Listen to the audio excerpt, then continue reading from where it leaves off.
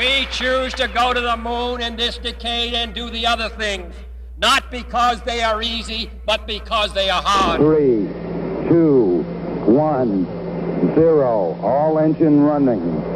Liftoff. We have a liftoff.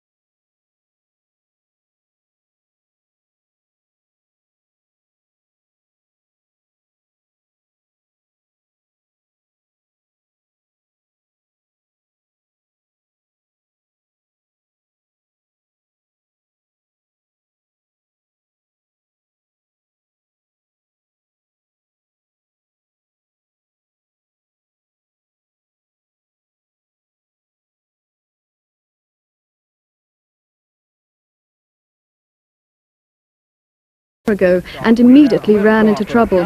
One of its main engines failed just after takeoff, but mission control told the astronauts they had enough velocity to reach orbit. The latest news is that the Challenger will be recalled after only one orbit, lower than planned. If the mission is aborted, the shuttle would either land at White Sands, New Mexico, or return to a landing strip at Cape Canaveral. The latest mission of the Space Shuttle Challenger. The flight nearly ended just minutes after takeoff when one of the shuttle's main engines failed and mission control came within seconds of ordering an emergency landing in Europe. Our science correspondent, James Wilkinson. The launch was an hour and a half late, but at least to start with, everything went perfectly. 3, 2, 1. Ignition and liftoff. We have liftoff of Challenger in Space Lab 2. The shuttle has cleared the tower. The shuttle, carrying £50 million of scientific instruments and 7 astronauts, behaved well. Then a heat sensor on one of the engines warned of rising temperature in a fuel pump. The middle engine finally shut down automatically, 3 minutes early, losing the shuttle vital power. A second engine warning light came on, but the astronauts disconnected it. To reduce weight and to give it as much lift as possible, an orbital maneuvering engine had to be switched on. The mission was saved, but to NASA's horror, the shuttle had come within 30 seconds of making an emergency landing in somewhere like Spain. There was relief that at last the mission will go ahead, if at a lower orbit. The crew is doing fine, and as of now, we're pretty optimistic about achieving all of the objectives, essentially all the objectives of the mission. The scientists are disappointed that some experiments can't now be done because the shuttle isn't high enough, but at least it's still flying. The failure was the third in this particular mission. Earlier this month, the original launch was aborted 3 seconds before liftoff, and last night's rescheduled launch was delayed because of a fault in the navigation. At first, it looked like a good launch for the Space Shuttle Challenger, with 13 scientific experiments on board. It was a little late. 3 weeks ago, the launch was aborted with only 3 seconds to go in the countdown, but it was now on its way. Then things started to go wrong with the shuttle's main engines. 3 minutes and 30 seconds into the launch, a sensor found main engine number 1 was overheating. 2 minutes 10 seconds later, a second sensor confirmed this, and the engine was shut off. The first time ever an engine had failed on a shuttle flight. If it had happened 30 seconds earlier, Challenger would have been forced to make an emergency landing at an Air Force base in Zaragoza in Spain. But NASA decided to fly on with 2 engines into an orbit lower than planned. Even more dramatically, a second sensor then showed another engine was overheating. NASA told the shuttle astronauts to overrule it. If that engine had failed, the shuttle would have been forced to land on Crete, or, in the words of a NASA official, we would have been in the water. By now, Challenger should have been in an orbit more than 200 miles high, but because of the engine failure, reached only 168 miles altitude, too low for some of the scientific experiments on board. NASA has since managed to boost the orbit by almost 10 miles, and scientists with experiments in the Space Lab on board Challenger told Channel 4 News more than 90% of the science can still be done. Nevertheless, after yesterday's scares, it seems the shuttle isn't yet the reliable space bus NASA hoped it would be. working properly now, and that's essential for their main experiment. Our science correspondent James Wilkinson explains what's been going wrong. The countdown went smoothly enough, and to start with, so did the launch. 3, 2, 1. But several minutes after liftoff, a warning light indicated a high temperature in one of the fuel pumps. The center engine shut down automatically, 3 minutes early, robbing the shuttle of vital power. A second engine warning light came on, but the astronauts disconnected it. To burn up fuel and make the shuttle lighter, 2 of its small engines were turned on. But without full thrust, the shuttle ended up in an orbit 40 miles lower than expected. The mission will go ahead, but some experiments are likely to suffer, particularly the British one studying the sun. After the shuttle lands, engineers will find out whether the warning system itself was faulty or whether the engines really were in danger. If something serious was going wrong, then it could weaken confidence in the shuttle. The shuttle has a checkered history. Several satellites it's launched have failed to reach proper orbit. But the vehicle itself has also had its problems. This launch in September '83 almost ended in disaster when a solid rocket booster nearly burnt a hole in its engine nozzle. The following mission in December that year had computer problems and a small fire on board just before touchdown. In June last year, Discovery's launch was delayed by several problems. Last April, a tile fell off Discovery during re-entry, leading to some structural damage, and the shuttle burst a tire on landing in a crosswind. Then 2 weeks ago, Challenger's launch was stopped 3 seconds before liftoff when an engine valve stuck. Each shuttle is a very complex machine designed for 100 missions. It has proved itself invaluable in some jobs, mending and rescuing satellites, for example, and it's essential to America's plans for a space station. But some are now beginning to question whether it is as reusable. Shortly after launch yesterday has run into more problems. The astronomy telescopes in the European Space Lab carried in the cargo bay cannot be maneuvered, and there are also problems with 2 solar experiments. But NASA officials say they hope to repair all the equipment. 5, 4, 3, 2, 1. Ignition and liftoff. The takeoff looked perfect. 3 huge engines blasting the Challenger into the sky. 12 days late, but on her way. Then, just 6 minutes into the flight, 70 miles above Earth, a crisis. An onboard computer ordered one of the huge engines to shut down. The voice from mission control was calm enough, but the shuttle was in danger. We have a center engine down on the Challenger. The crew has been instructed to abort to orbit.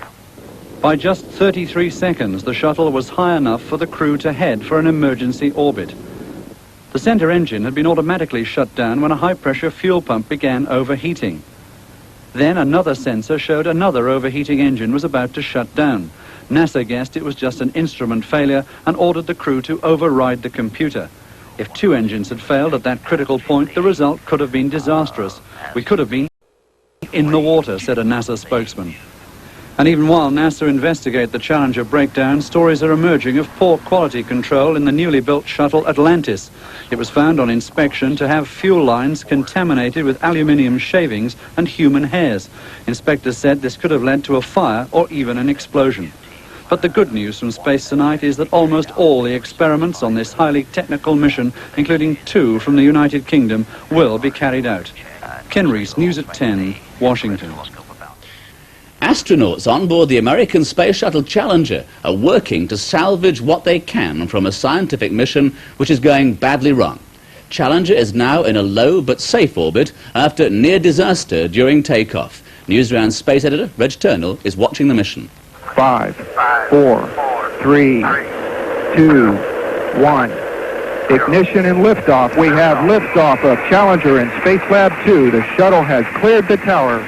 Liftoff was perfect, with no sign that Challenger was coming nearer than ever before to disaster. We saw the 3 main engines blasting Challenger towards orbit, but then one overheated and shut down. We have a center engine down on the Challenger. The crew has been instructed to abort to orbit. In emergency, the shuttle had 3 options. The first, to try to turn back to the launch site. The second, to make an emergency landing at Saragossa in Spain. Or, third, to struggle into orbit. And that's what Challenger did, by burning a third of the fuel meant to keep it going a whole week. This main engine failed, and a second would have shut down too, meaning Challenger would have fallen into the sea, but for quick action by the shuttle's commander. So far then, for British scientists who've been planning this mission for 10 years, it's been a disaster. After being launched a fortnight late, Challenger ended up in the wrong orbit for their experiments. And now a new German... California, safely ending a mission which began with an emergency as one engine failed. Now scientists in the United States and in Britain can begin sifting through the wealth of information that's been gathered by the 7 astronauts. The launch may have been shaky, but the homecoming was flawless. The shuttle's mission had been extended a day at the scientists' request, so they could gather more data. It was a scientific mission. All 13 experiments on board worked well in the end, including the 2 British ones. One from Birmingham University discovered new X-ray sources in space. Another from the Mullard Space Science Laboratory studied the helium and hydrogen in the sun. During the mission, a tiny satellite was released to float free for a while before being put back in the cargo bay.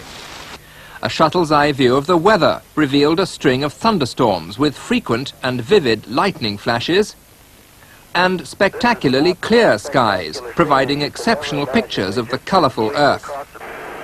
Touchdown was perfect. Both the scientists and the American Space Agency were relieved that what had begun as a near disaster had ended in triumph. Mission which turned out a great success, despite its shaky start. The touchdown was at Edwards Air Force Base in California. Challenger's crew of 7 were in space for 8 days, one more than scheduled.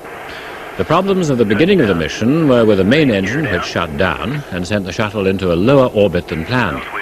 But they made the best of it and collected a vast amount of information on the sun, the upper atmosphere, and distant galaxies. Among the experiments on board were 2 from Britain.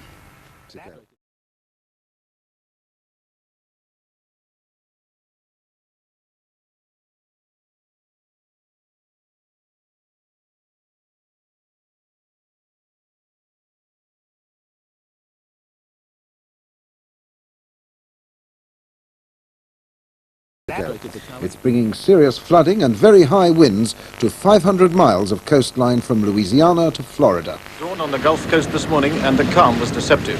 For 100 miles to the south, Hurricane Eleanor was churning northwards, the most dangerous storm of the season, and it may be the worst for years. Much of the information about the hurricane has come from the crew of the Space Shuttle Discovery. They've been tracking it all along. They've been able to see it, we haven't, but we do know that the winds within it are now put at 95 to 100 miles an hour, and the storm is increasing in ferocity as it lingers over the Gulf Coast. The people who live down here have been through this before, most recently for Hurricane Danny 2 weeks ago. But Eleanor is a storm of an altogether different order. Coastal communities are battened down from Louisiana all the way to northwest Florida. 200,000 people have been evacuated, and they haven't been asked to leave their homes, they've been told to. Possible. It's a mandatory evacuation. They did get out. The main roads north from the Gulf cities have been jammed with traffic. New Orleans was virtually emptied yesterday and Pensacola today. And those who haven't fled are housed in some 50 emergency shelters in 4 states, staying there even in places where the storm is unlikely to strike because its direction is so uncertain. The beachfront communities are waiting for the blow to fall within a matter of hours. The British record in the skies above Devon, but they're still one short of the world's longest stack. The Royal Marines freefall team was so determined to break the world record they jumped by moonlight last night. It was a gamble that almost paid off. The stacking maneuver is difficult enough to perform in the best of conditions, but they managed to equal the European record with a column of 22 men with barely enough light to see each other. Each member of the freefall team is allotted a particular position in the stack. Pinpoint timing is needed to coordinate the drop. They have to pick their spot through the clouds, but the pressure doesn't seem to have dented their sense of humor. The men in the stack say the weight of supporting all those underneath them feels like it's stretching them several inches each time they try it. And every time they've fallen to the 3,000-foot mark, they've failed to get that extra man on which would allow them to equal the world record. One of the main reasons behind the attempt on the world record is to raise money for a charity called Air Aid to help the starving in Ethiopia. It only takes another 2 men on the stack to beat the American record. They're not going to give up till they do it. David Chater, News at 10 in Devon. 200,000 Americans in 4 states are fleeing tonight from a hurricane expected to strike in the next few hours with torrential storms and 100-mile-an-hour winds. Hurricane Elena is advancing on a 350-mile front from the Gulf of Mexico. Louisiana, Mississippi, Alabama and Florida are all on full alert. Emergency workers on the coast say they are preparing for the worst. The shuttle Discovery is monitoring from the air. Roger that. A dramatic view from space as the shuttle astronauts look down on the gathering storm. Patterns that are not quite organized into one yet. If they ever decide to join up, it ought to be a good one. Up to 3 million people live along the coast where the hurricane is expected to strike. A mass evacuation of many of them is now underway. All persons must leave the island immediately. This is a mandatory evacuation. 120,000 people have so far fled the approach of Hurricane Elena, currently building up strength off the Gulf Coast. In coastal areas, people have been boarding up their homes as best they can before hurrying inland. Small boats are running for shelter along a 250-mile stretch of the Florida and Louisiana coastline. As people prepare to evacuate, there's been a run on supermarkets. Shelves are emptying of essential supplies. There are long queues at petrol stations. At one town, they left this farewell note, and astonishingly, still a few people on the beach, determined to have their holiday, hurricane or no. Ken Reese, News at 10, Washington. Weathermen aren't sure where it'll come ashore. Eleanor is currently south of Apalachicola, heading eastwards towards the densely populated coastline north of Tampa. The Florida coast is already feeling the effects of Eleanor's powerful winds. 300,000 people have had to leave their homes after the state governor ordered the evacuation of low-lying areas. Flooding has affected many districts as high tides and heavy rain batter the coast. There are predictions the storms will cause $1 billion worth of damage, which would make them the worst to hit America for many years. 2 American astronauts from the shuttle Discovery have begun a 6-hour spacewalk to try to repair a faulty satellite. It's been stranded in space since April because of an electrical failure just after its launch. The astronauts have been trailing the satellite SYNCOM-3 for nearly 3 days. It's almost identical to another one which the shuttle's crew launched in the first part of their mission. If the astronauts can complete the repair today, they will return to Earth on Monday. Astronaut James Van Hoften will attempt to restore SYNCOM-3's power by installing new electrical connectors. It took 2 long spacewalks and a lot of patience to complete the job. Kathy Hunt in London has been looking at the pictures. The astronauts spent 7 hours outside the shuttle on Saturday, wrestling with the errant satellite SYNCOM-3. It's been spinning uselessly in space since April because of an electrical failure. They managed to maneuver it onto Discovery's robot arm and into the cargo bay. They installed new equipment, bypassing the faulty circuits. The satellite then flickered into life. Today the astronauts successfully put the final touches to their repairs. But it'll be another 2 months before the real test. Then a signal will be sent from the ground, igniting the satellite's rocket to put it into its proper orbit. The SYNCOM satellite belongs to an American communications firm, but it's leased to the Navy. The rescue mission has cost $10 million. And that's all for now.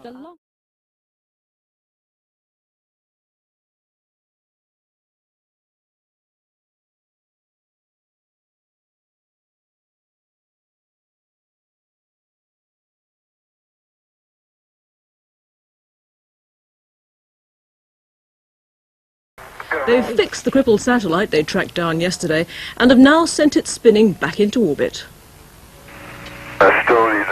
Day 2 of this epic rescue attempt. After the longest spacewalk ever by man, there was still 4 hours more work on the satellite to be done, installing temperature sensors so that ground control can tell when the deeply frozen fuel aboard is warm enough to fire the satellite into life. At last, astronaut Fisher, strapped to the cargo bay wall, removed the bar with which they had tethered the satellite to the shuttle. Then, with it precisely over the equator, astronaut Ox Van Hoften became the first man ever to launch a satellite with his hands, pulling furiously at what he called this beast to get it spinning so that no part of it would become overheated by the sun. Too low, Ox. Very little coning. Took it good, Ox. It's a good steady spin and you're right on attitude. Well, there that bad boy goes. Well, there that bad boy goes, called out astronaut Van Hoften as he stood on the robot arm, astronaut Fisher standing on the cargo bay wall, the satellite upon which they'd worked for 11 hours, no longer between them, but out, spinning in space. There it will spin until October. Only then will the fuel be warm enough to ignite the rockets to lift it into its service orbit. Only then will the insurance companies know where the versatile man in space has clawed back the £50 million they thought they'd lost. John Snow, ITN, Washington. As they repaired the satellite, the astronauts had an out-of-this-world view of Hurricane Elena, which is still lying off the Florida coast. The winds have increased to 100 miles an hour, whipping up waves to a height of 20 feet. More than 1 million people have been moved out, but many are ignoring warnings and returning home.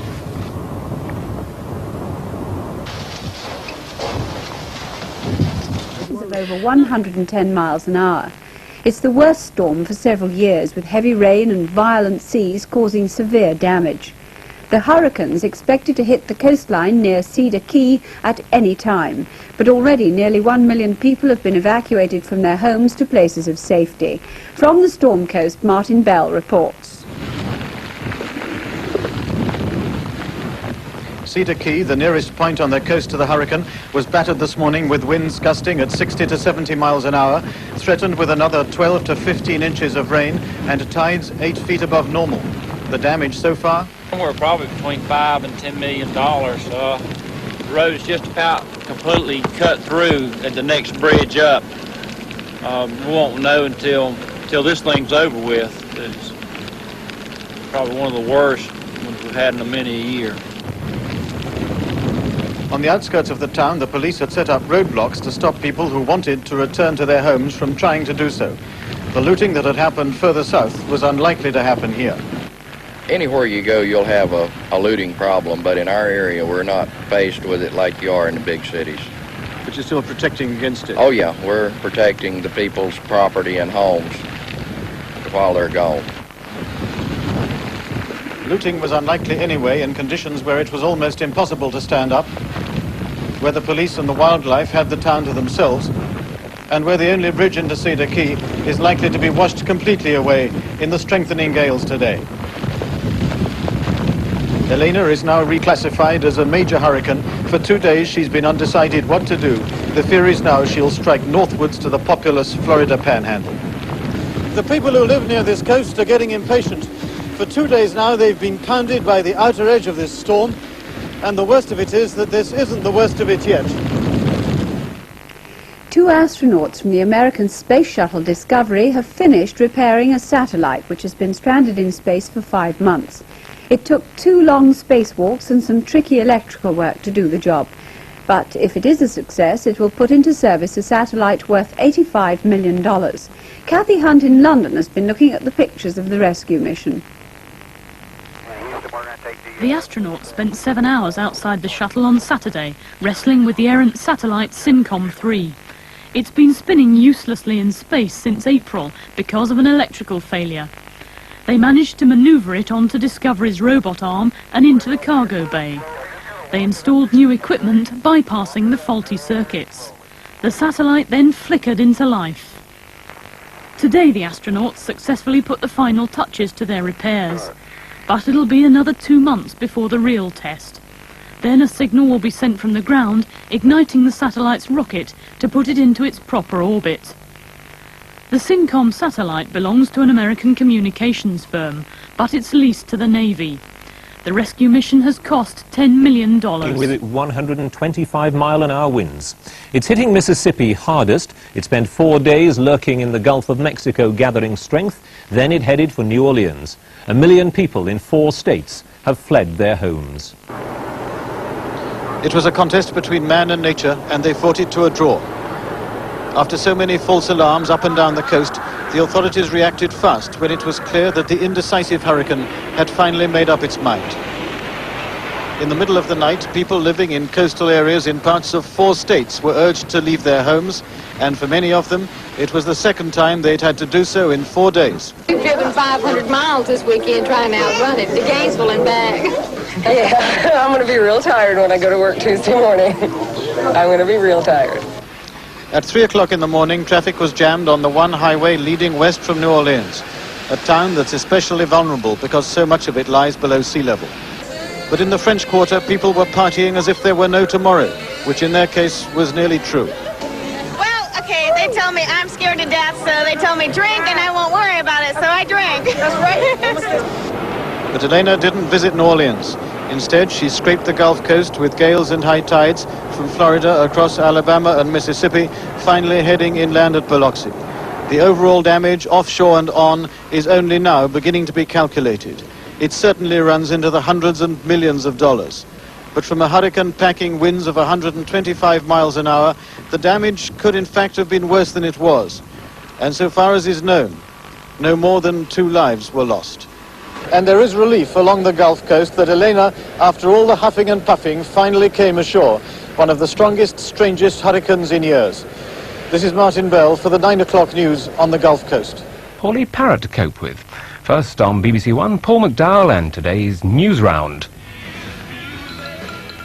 Straight to number 1, dancing in the streets, raising money for Africa.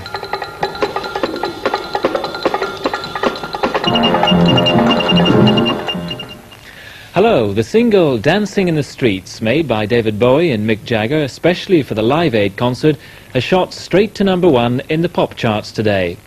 It was only released a week ago, but already almost 500,000 copies of the record have been sold. All of the profits raised by the record will go towards the Live Aid Fund for famine victims in Africa. Dancing in the Streets is the first time Bowie and Jagger have performed together. There had been rumours that they would appear on stage together at Live Aid, but they came up with this video instead.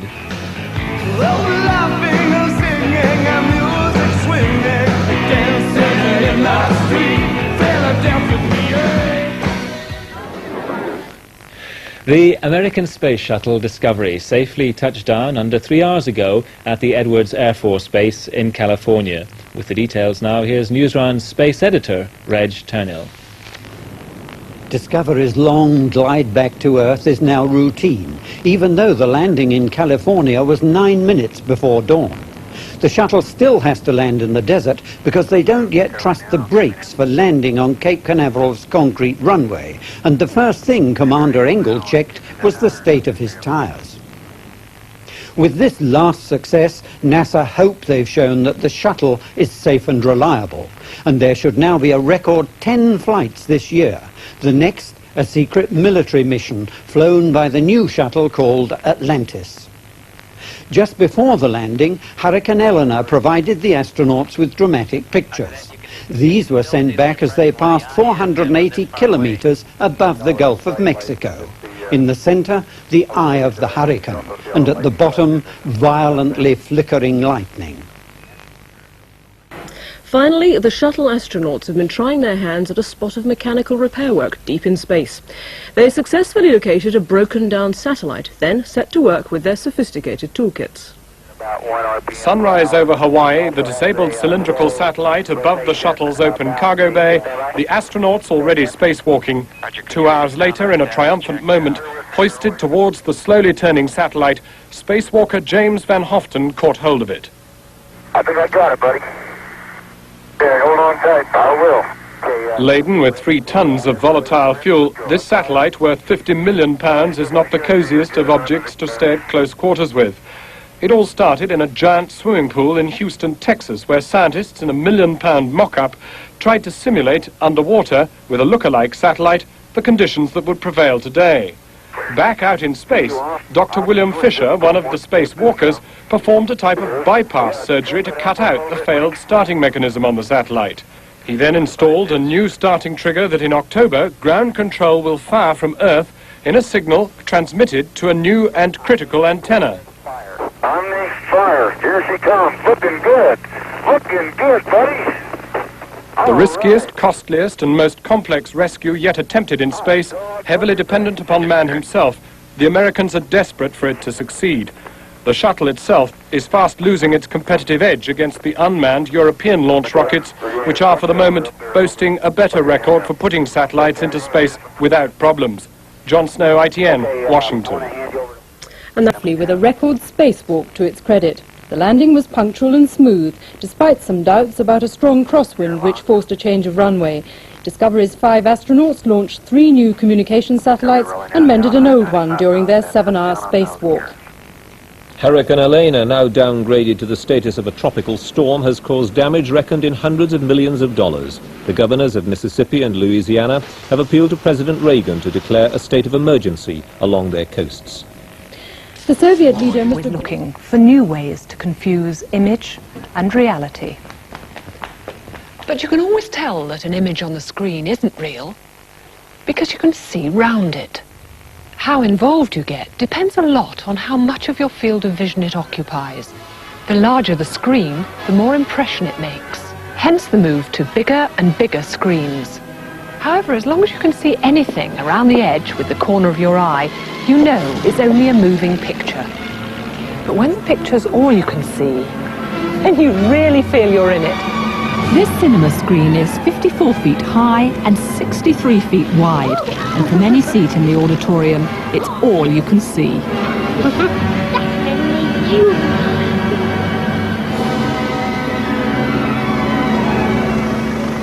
The system is called IMAX, and the film and its projector are on an equivalent scale. They have to be. The more the film is magnified by the projector, the more it shows up the grain and spoils the illusion of reality. So, IMAX has to be shot not on 16mm film, nor on 35mm film, but 70mm. And sideways, giving the largest possible picture area, 10 times that of a normal 35mm film.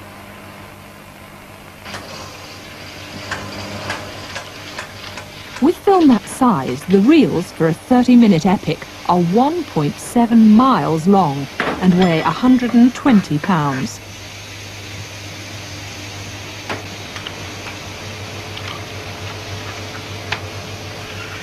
Running through the projector at 330 feet a minute, they have far too much inertia for a conventional vertical projector, which physically grabs and holds each frame of film in front of the shutter 24 times a second.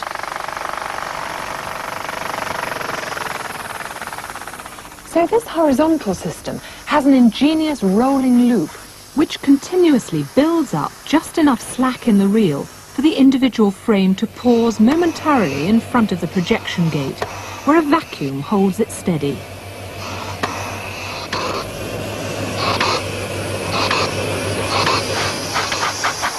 It's then fed back to the spools of film, which keep running at a constant rate. but there's one remaining blot on the perfect image.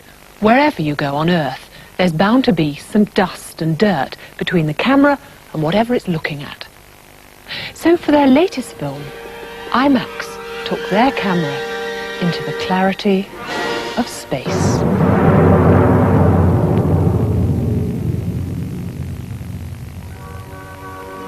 The pictures they brought back were of a quality nobody had ever seen before, and gave NASA scientists a new vision of the Earth, its surroundings, and the shuttle itself.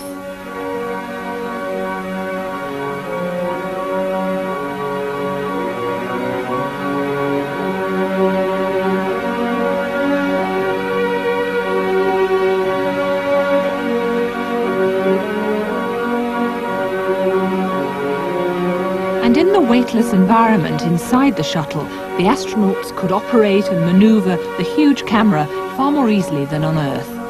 A camera which has now travelled 8.5 million miles. And for any film directors anxious to produce some really authentic space sequences, NASA is now taking commissions for future shuttle journeys. There are problems though. You'll have to plan the whole thing 2 years in advance. And of course, if you don't like what you get, it's an awful long way to go back for a reshoot.